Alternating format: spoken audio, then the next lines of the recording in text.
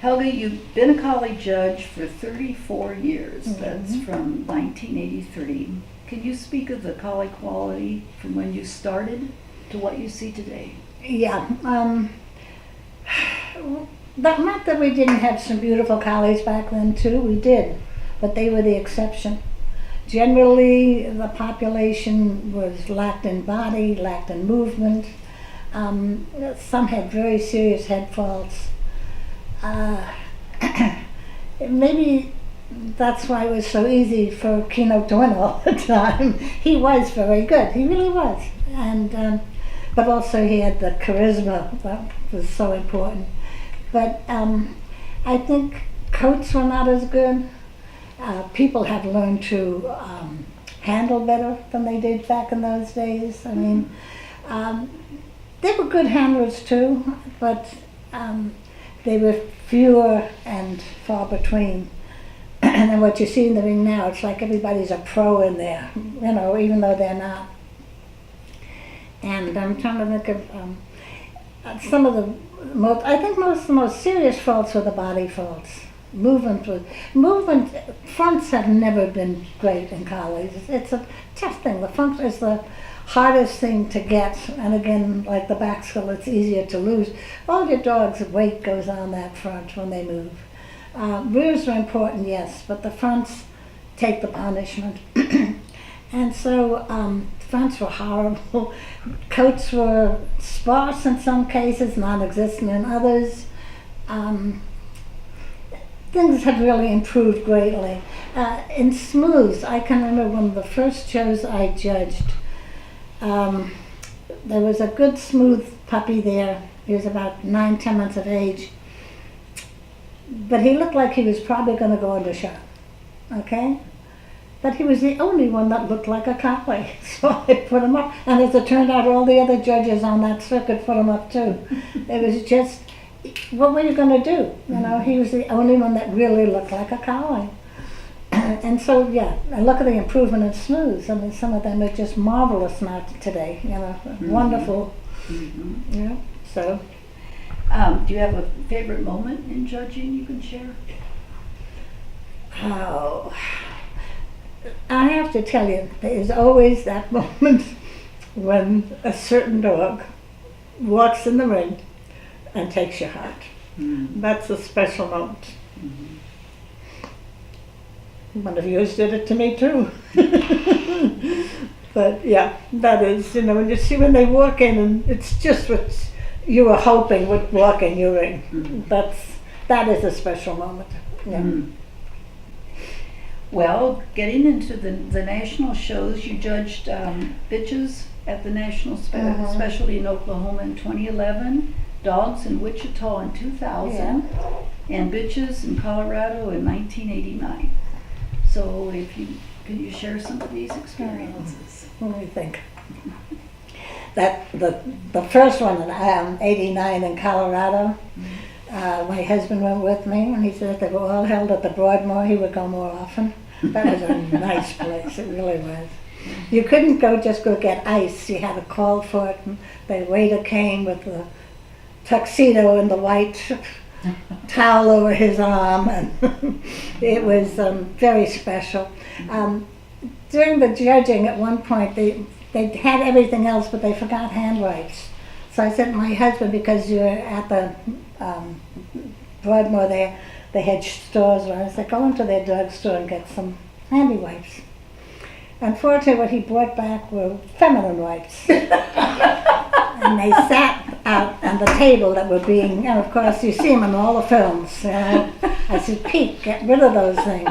He said, she said this well. I said, no, these are not handy wipes. Go get hand wipes. So he went and got those for me. So that was kind of but it was a big thrill to, you know, get to judge the bitches.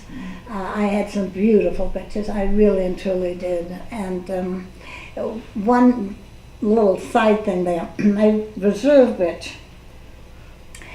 I really liked her. She was a puppy from Canada, and I can't think of her name now. But anyway, I was a tiny small, bit small for me, but I thought, no, the whole bitch, the head was beautiful, the movement, everything. She was the whole picture. And she wasn't good enough to get winners. I had a very nice winners, a dog of Rita Standox, a bitch of Rita Standox, I think went winners bitch. But this one was my reserve bitch. Well,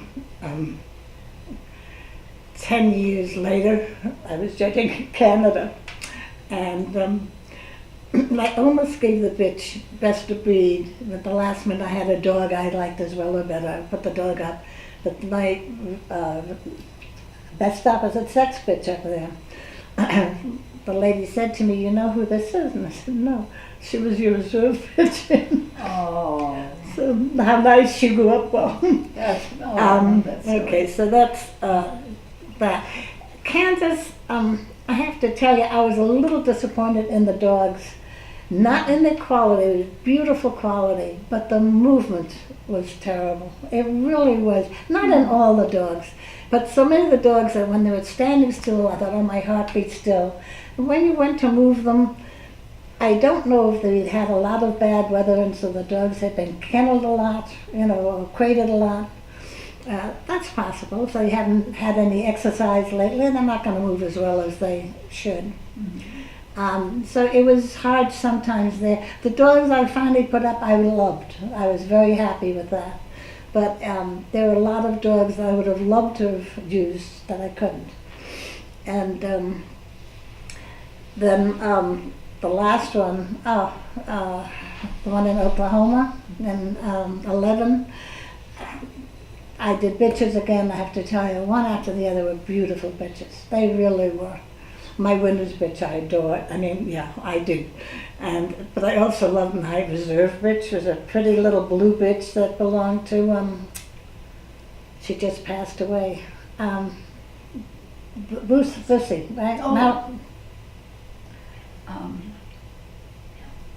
what was it? Wasn't it Bussy? Marilyn Bussy.